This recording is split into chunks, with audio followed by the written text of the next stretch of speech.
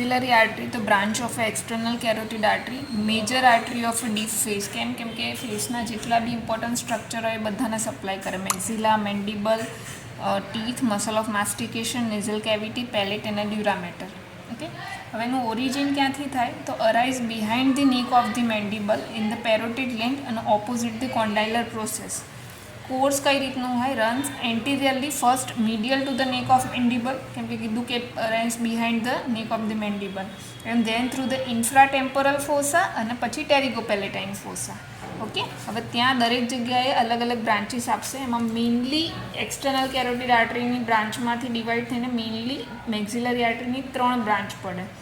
પહેલી જે બ્રાન્ચ હોય એને મેન્ડિબ્યુલર પાર્ટ કહેવાય, કે જે પ્રોક્સિમલ ટુ લેટરલ ટેરિગોઇડ. ત્રણેય જે બ્રાન્ચ છે ને એ રિલેટિવ ટુ લેટરલ ટેરિગોઇડ મસલના રિલેટેડ હશે.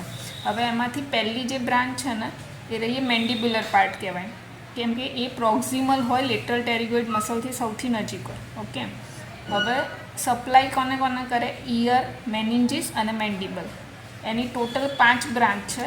પહેલી છે ડીપ ઓરિક્યુલર આર્ટરી, જે સપ્લાય કરે છે એક્સટર્નલ એકોસ્ટિક મિએટસ અને ટિમ્પેનિક મેમ્બ્રેનને.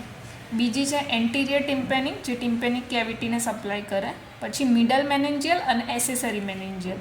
મિડલ મેનેન્જિયલ ડ્યુરામેટરને સપ્લાય કરે અને એસેસરી મેનેન્જિયલ હોય એ ક્રેનિયલ ડ્યુરાને સ્પેસિફિક સપ્લાય કરે. અને પાંચમી ઇન્ફિરિયર આલ્વ્યુલર, જે મેન્ડિબ્યુલર ટીથ અને ચીનને સપ્લાય કરે ને અગેન પાછી મેન્ટલ આર્ટરીની બ્રાન્ચ આપે. હવે જે બીજી મેઇન બ્રાન્ચ છે એ રીએ ટેરિગોઇડ પાર્ટ કહેવાય, કે જે લેટરલ ટેરિગોઇડની મસલની ઓવર છે કાં તો અંડર છે, એટલે ઉપર કાં નીચે છે, બરાબર. હવે સપ્લાય કરે છે મસલ ઓફ માસ્ટિકેશન્સને. જેમ કે ફર્સ્ટ છે ડીપ ટેમ્પોરલ, જે એન્ટિરિયર અને પોસ્ટિરિયર ડીપ ટેમ્પોરલ, જે ટેમ્પોરાલિસ મસલને સપ્લાય કરે.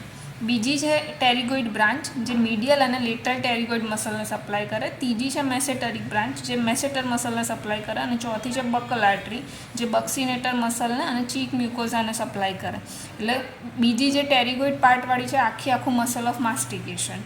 અને પહેલીવાળી જે હતી મેન્ડિબ્યુલર પાર્ટ હતો એ રહ્યો ટિમ્પેનિક કેવિટી, ઇયર અને મેનિન્જીસને સપ્લાય કરે અને ઇન્ફિરિયર આલ્વેલર મેન્ડિબલને. ઓકે, હવે જે ત્રીજો જે પાર્ટ છે એ રહ્યો ટેરેગોપેલેટાઇન પાર્ટ છે અને ટેરેગોપેલેટાઇન ફોસામાં છે.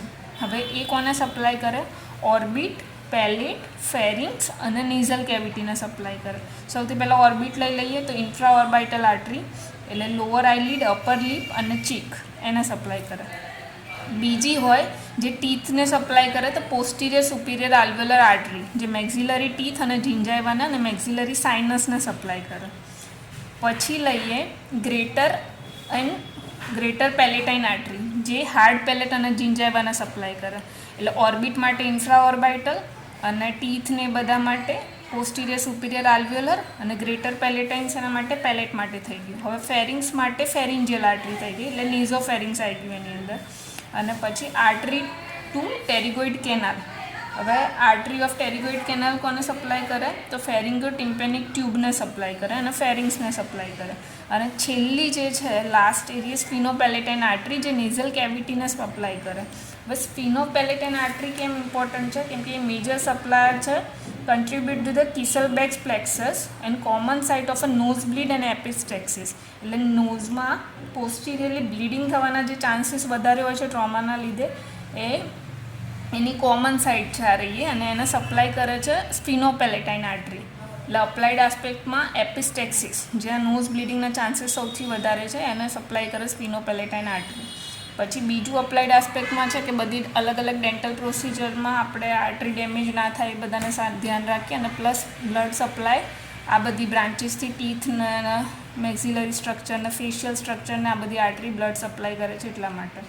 અને ત્રીજું મિડલ મેનેન્જિયલ રપ્ચર થાય તો એ કોઝ બની શકે એપિડ્યુરલ હિમેટોમાનું.